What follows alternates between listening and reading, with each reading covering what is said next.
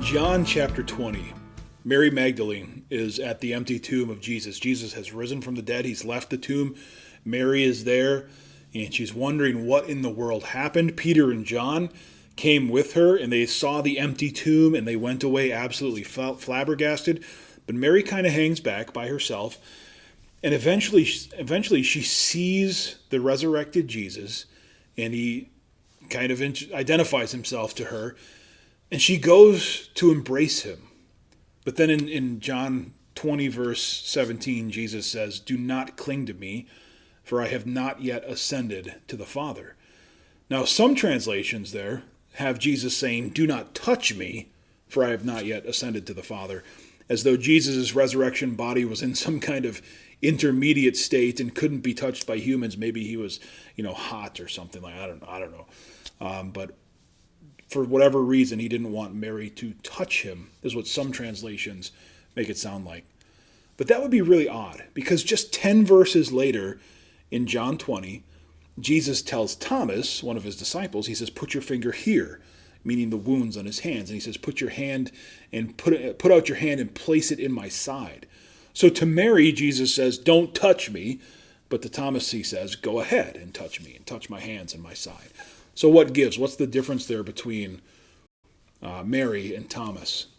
Well, this really comes down to a translation issue, how we translate the Bible. And it comes down to the word that is translated touch when Jesus is speaking to Mary, when he says, "Don't touch me." Actually, a better translation of that word is cling or grasp. So really what Jesus is doing there is he's telling Mary, "Do not cling to me, for I have not yet ascended to the Father." And it's not that Jesus' resurrection body couldn't be touched, as though there was something wrong with it, or something would happen to you if you touched it before he ascended to heaven. Clearly he could be touched, because again, Thomas touched him without an issue. No problems at all for Thomas to touch Jesus. Rather, it has everything to do with this idea of clinging to Jesus, right? Not just touching him, but clinging to him. Because it's likely that when Mary saw Jesus after the resurrection, right, she probably went up to him, and the first thing she did was she wanted to give him a big hug, right, and say, "Oh my goodness, Jesus is back. He's here now for good. He's here to stay. He's risen from the dead, and here he is for good." And she clung to him, right, which means that she believed that he had risen from the dead. He was back for good. He was here to stay with them. But what does Jesus say? He says, "Don't cling to me."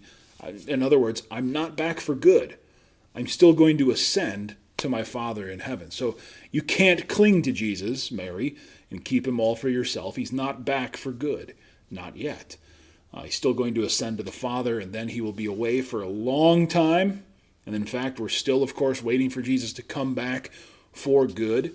So when Jesus tells Mary not to cling to him, he's not forbidding her to touch him, but he's correcting the idea that he has returned permanently, because he hasn't by that time. He's still going to ascend to the Father in heaven soon, and then he is going to come back again someday. Someday Jesus will descend from heaven, and then we will be able to cling to him for the rest of eternity. He won't be going anywhere, and we will be with him forever.